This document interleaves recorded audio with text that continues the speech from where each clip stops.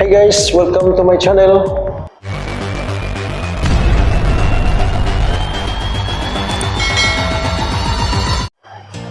So share ko lang po yung experience namin dito sa KC Inn, dito sa Valencia Negros Oriental.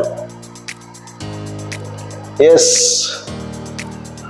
a very clean and accessible travelers here in Valencia Negros Oriental, guys. So malapit lang to dito sa kanilang municipal hall dito sa Valencia.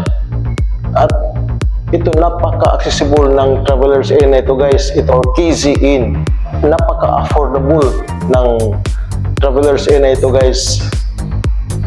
So hope you can experience just what we experience here in KC Inn, guys, ng Valencia Negros Oriental. Let's go, guys! So yan po ang kanilang main door entrance, guys, dito sa KC Inn. Yan, may car park. Nakita natin yung nakaparadang mga sasakyan. Ito yung kanilang waiting area dito. At saka ito yung kanilang front desk section. So dito, guys, punta tayo sa taas.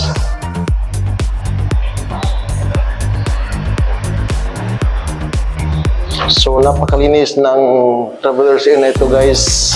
Sana ma-experience rin yung experience namin dito sa KC Inn, dito sa Valencia Negros Oriental. So ito yung second floor, meron din itong waiting area. Yan, may mga upuan. So punta tayo dito banda, guys, sa second floor lobby. Yan, makita natin, guys, napakalinis ng travelers inn na ito. Then meron din silang mga upuan dito, waiting area. So yan sa baba, dyan kumakain yung mga nagre-rent dito. So napakalinis talaga nitong travelers inn na ito, guys, at KC Inn. 16 rooms lang daw ito, guys, itong KC Inn dito sa Valencia. So punta tayo dito sa bandang third floor, guys. So makikita natin ito dito. Yan, meron din silang waiting area dito. Yan, may mga upuan na nakalagay.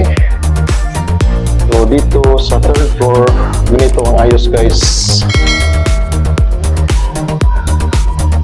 So yan, makita natin, guys. So dahil sa mga punong kahoy na makikita natin dyan, guys, ay masasaban nating sariwa ang hangin na malalanghap natin dito.